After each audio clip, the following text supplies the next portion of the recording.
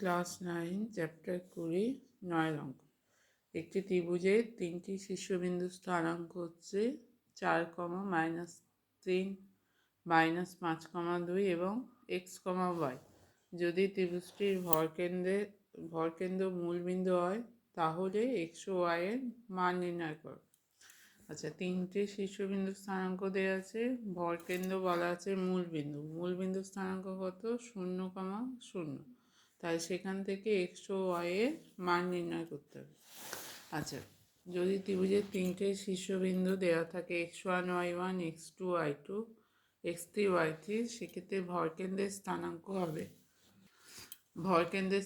হবে x1 + x2 + x3/3, y1 + y2 + y3/3। তাহলে প্রথমে x1 গুলো যোগ করে 3 দিয়ে ভাগ, y গুলো যোগ করে 3 দিয়ে ভাগ। আচ্ছা, এখানে তিনটে শীর্ষবিন্দু কি দেওয়া আছে?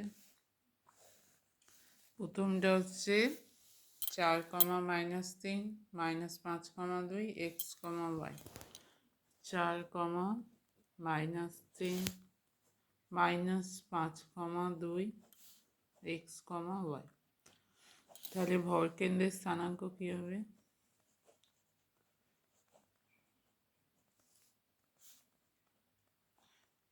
ভরকেন্দ্রের স্থানাঙ্ক হবে 4, x গুলো যোগ করে 3 দিয়ে ভাগ, 4 - 5 + x/3,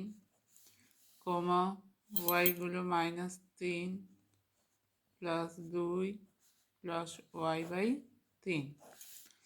তাই এটা হচ্ছে হিসেব করে 4 - 5 -1 যোগ x/3 -1 + y/3।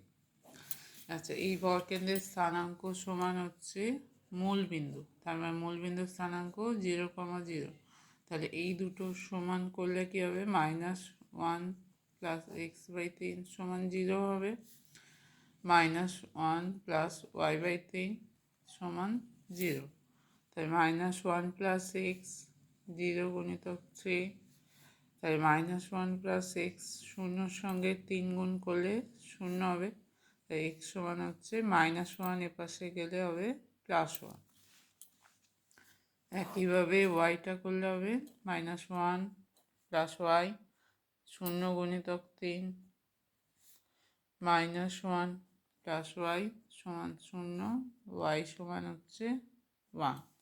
তাহলে x এর মান হচ্ছে, অতএব x কি চেয়েছে? x ও y এর মান নির্ণয় করো। তাহলে x সমান 1, y সমান 1।